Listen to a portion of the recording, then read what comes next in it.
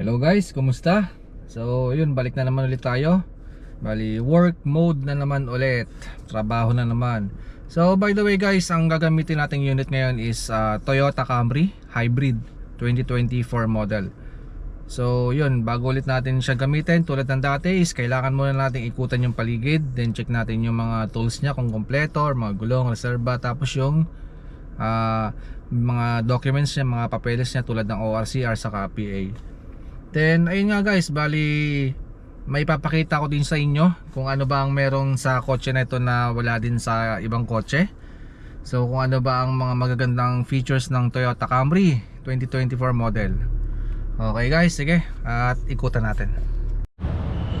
Okay, so ngayon guys, i-check natin guys yung yung unit, yung Toyota Camry.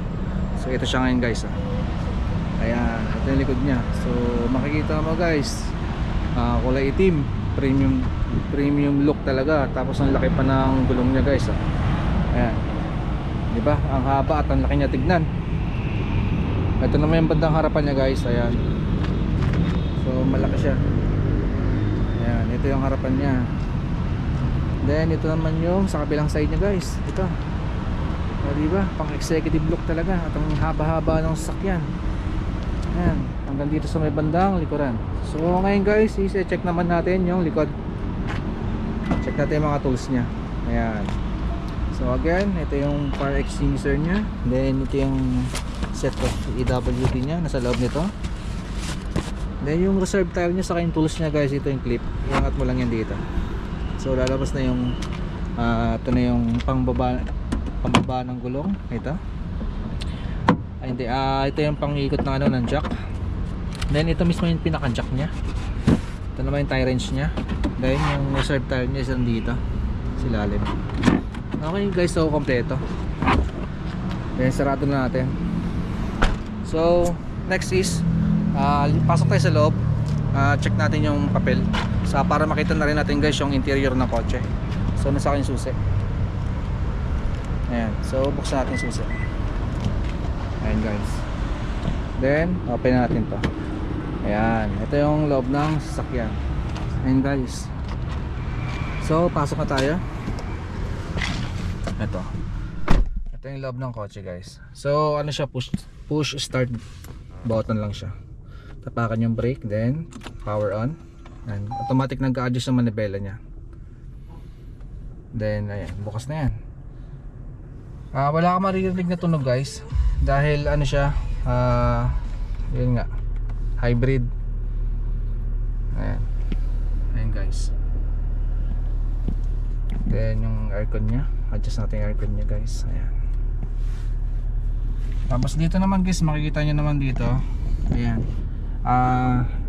yung adjust ng side mirror niya. Then yung mga lahat ng mga dito automatic door. Ayan, lahat yan. So automatic lahat yan. Isang click mo lang, bababa at tataas lahat yan. Hindi katulad sa ibang sasakyan na yung power window nila hindi automatic. Okay, tapos pwede mo i-config yung seat mo, yung upuan. Ito, may 1 and 2, pwede mo i-set i-adjust yung seat mo. Kung baga dalawa kayong gumagamit, pinutin mo lang yung 1, ma-adjust yung upuan mo sa gusto nung taong nag-set na yon. Then yung ito naman sa asawa mo, mga ganun. So ayan guys. Tapos punta naman tayo dito guys. Ayan, ito sa infotainment.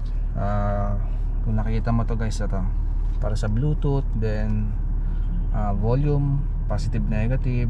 Tapos ito pwede mo siyang ito yung panglipat ng console. Yan, up, down, left, right. Yan, makikita mo yan dyan yung fuel economy, yung eco guidance nya. Yan, yung digital speed. Yan dyan lahat yan.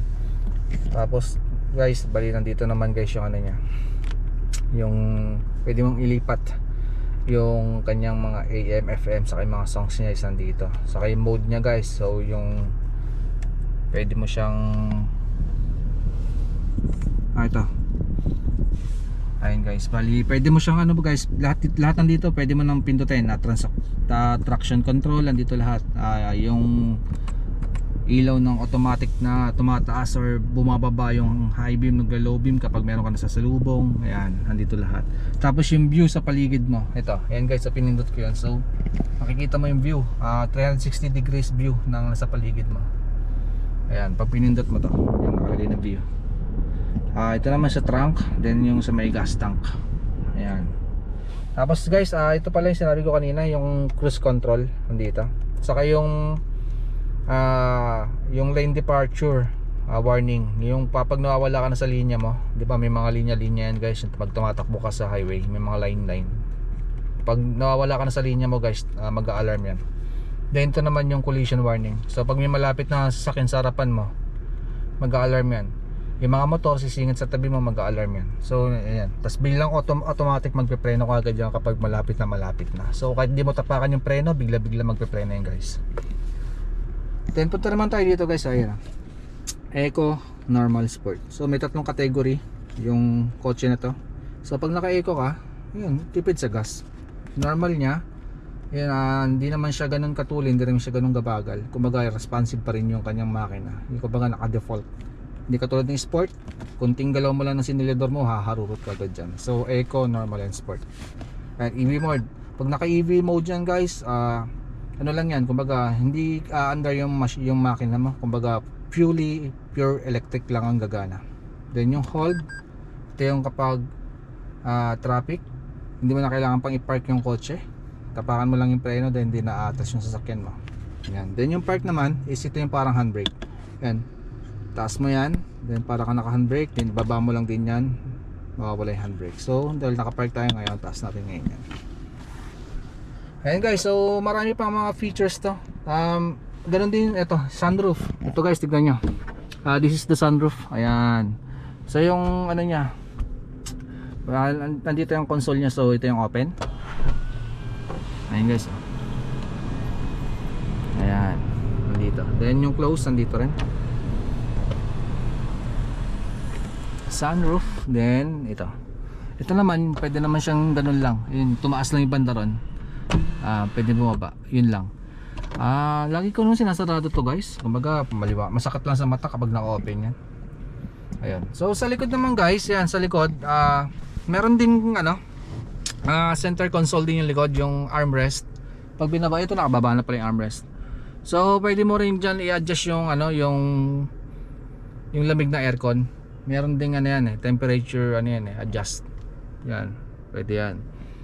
Tapos yung mga ano pa ba mga pwede yan, mga cup holder, meron din cup holder yan. Tapos guys, ano yung likod, adjust din pala yung upuan yan, electric chair din yan.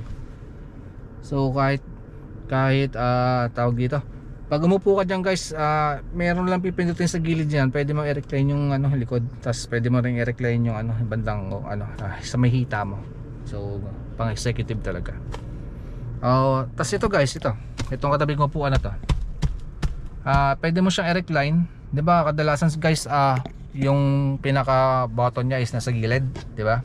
Ito guys, syempre hindi ko naman abot yung gilid na 'yon. Ito, nakita niyo to guys. So pwede kong i-adjust ng upuan na to kahit sa tabi ko lang. Pag pinindot ko to, ayan, matras siya. Balik natin. Ito naman guys, recline. Ayan, 'di ba? Automatic na recline. So pwede kong i-adjust ngayon tong upuan na to, yung itong chair na to, kahit hindi ko naabutin pa yung sa gilid, dito lang ma-adjust ko na siya. Then ano naman guys, ito, yung upuan nito guys, kumaga hindi na siya manual. So lahat ng mga adjustment nito guys is electric. So lika, tingnan natin guys, papakita ko sa inyo. Ito, ayan, ito guys, pag ginanon mo, yan, diba? Aabante siya. So pag pinito mo dito pabalik, is aatras siya. Ito naman guys, para naman dito. So pag ginito mo yan, ayan, then pinitin mo lang siya, ayan. Ito naman guys, yung dito sa likod, ayan, nakita nyo, ayan, para lumulobo. Balik natin, ayan, diba? Lumiliit. So dito siya, bagay yan sa mga masasakit ng likod. Kumbaga meron kang problema sa likod ayan, pwede sa yan. So yun, bali check natin guys yung ano sa loob. Pasok naman tayo dito. Ayan. Ayan guys diba? So ito na nga, sinasabi ko sa inyo, may control naman din dito guys. Yan, binuksan ko, in-open ko. So tingnan natin, ayan, volume, yung shade. Ito naman shade guys, ito yung para sa likod.